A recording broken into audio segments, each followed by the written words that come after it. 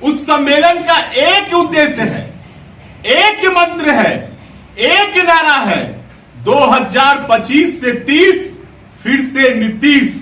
Janata Dal United के प्रदेश प्रवक्ता मनीष यादव ने बुधवार को बिहार शरीफ परिषद में आयोजित प्रेस वार्ता के दौरान विपक्षी पार्टी राष्ट्रीय जनता दल पर तीखा हमला करते हुए कहा कि मुख्यमंत्री नीतीश कुमार के लिए पूरा बिहार उनका परिवार है और वे राज्य के विकास के लिए निरंतर कार्यरत हैं। उन्होंने विश्वास व्यक्त किया कि 2025 के विधानसभा चुनाव में एनडीए गठबंधन 225 से अधिक सीटें जीतकर फिर से सरकार बनाएगा। उन्होंने कहा कि 16 फरवरी को सोगरा स्कूल के मैदान में आयोजित एनडीए की रैली में भारी संख्या में कार्यकर्ता मौजूद रहेंगे। जो ये प्रेस वार्ता बुलाई गई है, इसका मुख्य उद्देश्य ये है, आप सब जानते होंगे पूरे बिहार में एनडीए का संयुक्त रूप से जिला स्तरीय कार्यकर्ता सम्मेलन चल रहा है। इसी क्रम में नालंदा में भी 16 तारीख को होना है। एक तरफ हमारा एनडीए परिवार पूरी मजबूती और एकता के साथ हर जिला में जिला स्तरीय कार्यकर्ता सम्मेलन कर रहा है। अब जो हम ये सम्मेलन कर रहे हैं, इसका उद्देश्य है, अब यहां पर ना कोई भाजपा के कार्यकर्ता है, नेता है, ना लोजपा आर के हैं, ना हम के हैं, ना राष्ट्रीय लोक मोर्चा के हैं। अब हम सब एक परिवार हैं, एनडीए परिवार। और जो जिला स्तरीय सम्मेलन होगा, उसमें पांचों दल के प्रदेश अध्यक्ष और जिला के वरिष्ठ नेता, राज्य के वरिष्ठ नेता जो उसमें शामिल होंगे। उस सम्मेलन का एक उद्देश्य है, एक मंत्र है, एक नारा है, 2025 से 30 फिर से नीतीश। जिस बिहार को आदरणीय नीतीश कुमार जी ने 5 के बाद जो संभाला था, आदरणीय नीतीश कुमार जी 5 के पहले जब बिहार के लोगों के बीच में जाते थे, वो बिहार के लोगों से अपील करते थे कि अगर हमें ये मौका मिला एक बार, तो जो बिहार जिस चीज के लिए जाना जाता है, बिहार अपराध, भ्रष्टाचार, लूट, डकैती और हत्या, इन चीजों के लिए बिहार जाना जाता था। जातीय नरसंहार, धार्मिक उन्माद, इन सब चीजों के लिए जाना जाता था। लेकिन हमारे नेता ने बिहार के जनता के बीच जब गए और बिहार की जनता ने जब उन्हें मौका दिया, तो उन्होंने कहा था कि हम जब सरकार में आएंगे तो सांप्रदायिक हिंसा से समझौता नहीं करेंगे, जातीय नरसंहार से समझौता नहीं करेंगे, अपराध से समझौता नहीं करेंगे, भ्रष्टाचार से समझौता नहीं करेंगे। आज जब हमारे नेता को 5 में बिहार मिला था, तो बिहार का बजट मात्र 23,000 करोड़ का बिहार का बजट था। आज 24-25 में बिहार का बजट 2,79,000 करोड़ का बिहार का बजट है। और आगामी जो बजट, अब इसी महीने में जो बजट सत्र चल रहा है बिहार में, हमें लगता है कि बिहार का बजट 3 लाख करोड़ हो जाएगा। तो आदरणीय नीतीश कुमार जी जब बिहार की गति संभाले, तो हर वर्ग के लिए काम किया इन्होंने, हर क्षेत्र में इन्होंने काम किया, हर धर्म के लिए इन्होंने काम किया। आज बिहार में सड़क हो, शिक्षा हो, स्वास्थ्य हो, बिजली हो, पर्यटन हो, कृषि हो, हर क्षेत्र में आदरणीय नीतीश कुमार जी ने काम किया। कोई ऐसा वर्ग नहीं है, चाहे छात्र हो, युवा हो, महिला हो, पिछड़ा हो, अति पिछड़ा हो, अल्पसंख्यक हो, हर वर्ग के लिए आदरणीय नीतीश कुमार जी ने काम किया। हम आज नालंदा जिला में हैं। नालंदा जिला में भी हाल ही में, पहले जो बिहार अपराध के लिए जाना जाता था, अभी हाल में ही नवंबर माह में यहां महिला एशियन हॉकी कप हुआ। पूरे दुनिया में चर्चा हो रहा है बिहार का। अब खेल के लिए जाना जा रहा है बिहार, शिक्षा के लिए जाना जा रहा है बिहार। नालंदा विश्वविद्यालय जो इतिहास के पन्ने में सिमट गया था, आदरणीय नीतीश कुमार जी ने अपने ईमानदारी और लगन से और अथक प्रयास से नालंदा विश्वविद्यालय को पुनर्जीवित किया। आज बिहार में कोई भी छात्र हो जो पहले अपने आर्थिक अभाव के कारण अपनी शिक्षा नहीं ग्रहण कर पाते थे, नीतीश कुमार जी के आने के बाद अब सरकार का भोजन, सरकार का साइकिल, सरकार का वस्त्र, और अगर कोई 10वां पास करे तो छात्रवृत्ति, लड़कियां इंटर पास करे तो 25,000, ग्रेजुएशन पास करे तो 50,000। जिन बिहार में घर से महिलाएं निकल नहीं पाती थी, नीतीश कुमार जी आते ही उन महिलाओं के जो पैरों में बेड़ियां लगी थी, उन बेड़ियों को आदरणीय नीतीश कुमार जी ने तोड़ दिया। पंचायती राज में 50% आरक्षण, सरकारी नौकरी में 35% आरक्षण। आज पूरे बिहार में जीविका आदरणीय नीतीश कुमार जी ने शुरुआत किया और लगभग आज 1,40,00,000 महिलाएं जुड़कर अपना सामाजिक और आर्थिक उत्थान कर रही है।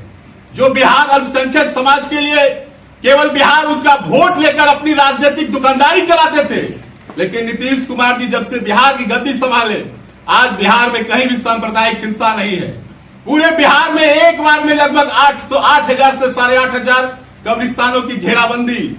राज्य में कोचिंग योजना, ये एक ऐसी योजना है जो पूरे देश में कहीं नहीं चलता होगा। कोचिंग योजना, आज अल्पसंख्यक के बच्चे कोचिंग का लाभ लेकर डीएसपी बन रहे हैं, कई प्रतियोगिता परीक्षा में पास कर रहे हैं। आज ये सड़क का मामला हो, पूरे बिहार में किस प्रकार से किसी राज्य के किसी कोना से आना हो, आने में कितनी कठिनाइयों का सामना करना पड़ता था, लेकिन आज राज्य के किसी कोना से आप पटना चले आइएगा 4 से 5 घंटा में। तो कृषि का मामला हो, आज हमारे नेता आदरणीय नीतीश कुमार जी किसानों को मात्र 55 पैसा में उन्हें दे रहे हैं बिजली, अपने सिंचाई का प्रबंध कर रहे हैं किसान भाई। तो हर क्षेत्र में एक तरफ तो नीतीश कुमार जी हर तरफ विकास कर रहे हैं और दूसरे तरफ है महागठबंधन, जो भाई तेजस्वी कहते हैं कि हमारा गठबंधन तो लोकसभा चुनाव तक ही था। दूसरी तरफ कांग्रेस के नेता कहते हैं कि हमें अगर कोई कमजोर समझेगा तो अंजाम बुरा होगा। तो दूसरे तरफ सर फुटौल है और एक तरफ एनडीए पूरा परिवार मजबूती से एक नारा के साथ है, 2025 से 30 फिर से नीतीश। लालू जी अभी नालंदा आए थे और नालंदा में क्या कह रहे थे कि हमरा लइकवा के मुख्यमंत्री बनाइए आप सब मिलके। अरे भाई, आपके लइकवा में कौन सा योग्यता है कि आपके लइका को मुख्यमंत्री बनाए? अरे आपका भी नेतृत्व बिहार की जनता ने देखा, आपकी पत्नी का भी नेतृत्व बिहार की जनता ने देखा। आप अपने कामों की चर्चा करिए, लेकिन भाई तेजस्वी जो हमारे हैं अपने माता और पिता के एक काम नहीं गिना सकते। वो गिनाएंगे भी कौन सा कार्य? जो आदरणीय नीतीश कुमार जी के आशीर्वाद से उनको 2-2 बार राजनीतिक रूप से नौकरी मिला, तो नीतीश कुमार जी के कामों को गिनाते हैं, वो अपने काम को नहीं गिनाते हैं। एक बात और कहना चाह के हम अपनी बात खत्म करेंगे।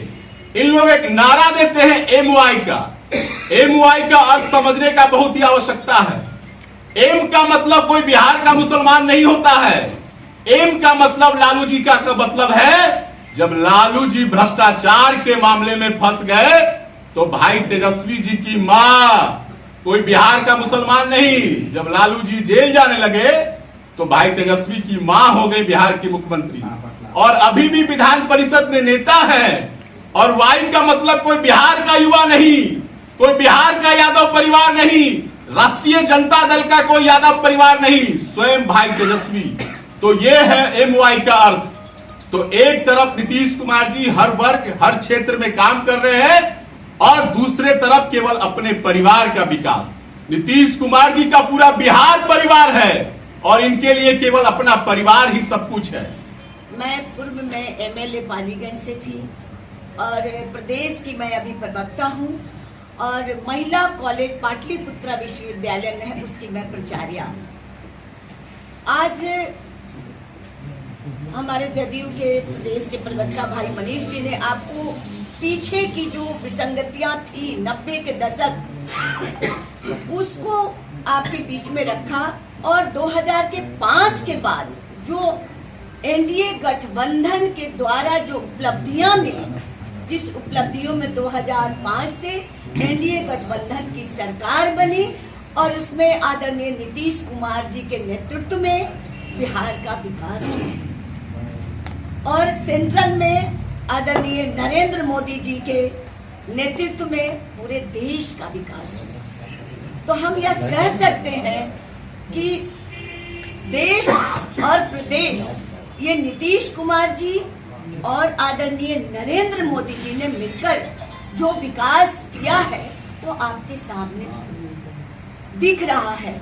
शिक्षा के क्षेत्र में दिख रहा है, स्वास्थ्य के क्षेत्र में दिख रहा है और जागरूकता हर क्षेत्र में आई है। किसानों के लिए, युवाओं के लिए ये सब आपको दिख रहा है कि कहाँ 90 के दशक वाली जो सरकार थी और 2005 से आज तक 2024 तक कितनी उपलब्धियां हासिल की। और अब हमारी तैयारी, हमने हरियाणा में चुनाव जीता, हमने महाराष्ट्र में चुनाव जीता, अभी हम लोग दिल्ली में चुनाव जीते। अब एनडीए गठबंधन के मजबूती से हम सब कार्यकर्ता अपने समर्पण से, अपने सहन शक्ति से, अपने विश्वास से हम बिहार जीतेंगे। और यही जीतने के लिए हम इस सब लोग एकजुट होकर आपको यह दिखा रहे हैं बिहार की जनता को कि कहीं से हम में कोई अलग नहीं है, हम सब एक परिवार के लोग हैं। और बहुत खुशी हो रही है इस प्रकार की जो योजना बनी है कि हम सभी अपने प्रवक्ताओं से मेरी जान पहचान हो जा रही है, कार्यकर्ताओं से हो जा रही है। ऐसे क्षेत्र में हमारे जब लोग आते थे, हमारे विधायक जी भी हैं, तो नहीं पता चलता था कि कौन कार्यकर्ता। अब इतनी मजबूती आई है तो हम विश्वास के साथ यह कह सकते हैं कि निश्चित रूप से इस बार बिहार में एनडीए की सरकार बनेगी और फिर से विकास की धारा बढ़ेगी। यादव जी, इस ज्ञान की धरती नालंदा में, इस सभागार में, एनडीए के संयुक्त प्रेस वार्ता में हमारे जदयू के प्रदेश प्रवक्ता करके मनीष यादव जी और इन्होंने उषा विद्यार्थी जी ने बहुत विस्तार पूर्वक हमारे भारत के प्रधानमंत्री, यशस्वी प्रधानमंत्री और बिहार के मुख्यमंत्री आदरणीय नीतीश कुमार के जो दिशा निर्देश, जो काम करना, बिहार के विकास की बहुत विस्तार पूर्वक चर्चा करी। तो मैं ये कहना चाहता हूँ कि यह वो भारत है जो अब बुलेट ट्रेन का सपना देखती है। यह भारत वो है जो किसी अगर छेड़ेंगे तो छोड़ेंगे नहीं की नीति पर हम आपके घर में भी मारेंगे। ये इस नीति पे भारत चल रही है। हम गौरवान्वित महसूस करते हैं कि हिंदुस्तानी अवाम मोर्चा के संरक्षक महोदय, जिनको आदरणीय प्रधानमंत्री श्री नरेंद्र मोदी जी ने एक बहुत बड़ी जिम्मेवारी दी है, एमएसएमई मंत्रालय, वो उससे जुड़े हुए कुम्हार जो है, धोबी समाज से जुड़े हुए लोग हैं, चमार कपड़ा धोने वाले, आयरन करने वाले, बहुत सारे ऐसे समाज है जो विश्वकर्मा योजना से लाभान्वित होते हैं। साथियों, आपने देखा होगा कि बिहार में जब बिजली की बात आती है, 90 दशक की बात को जब याद करिएगा तो हम लोग मगध के इलाके से आते हैं। बिजली नाम की कोई चीज नहीं होती थी, सड़क नाम की कोई चीज नहीं होती थी, माँ बहन हो चाहे जो भी हो 6 बजे के बाद नजर नहीं आती थी।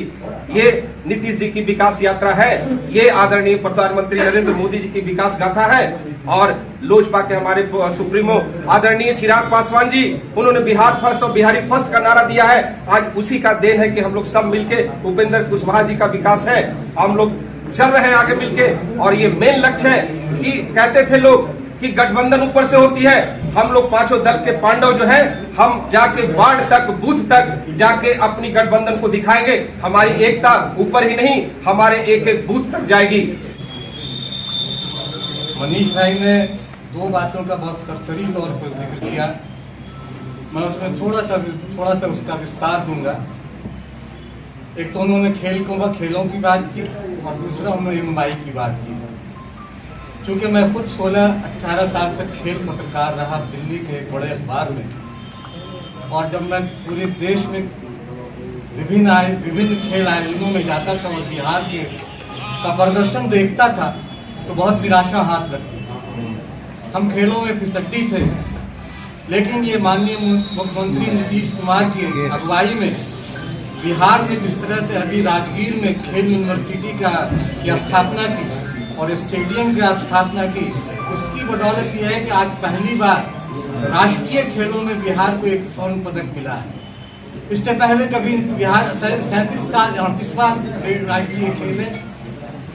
और चूंकि ये यूनिवर्सिटी, जिसको अभी यूजीसी ने भी यूनिवर्सिटी ग्रांट कमीशन ने भी अपनी मंजूरी दे दी है इस खेल यूनिवर्सिटी को, इससे बड़ा विस्तार होगा।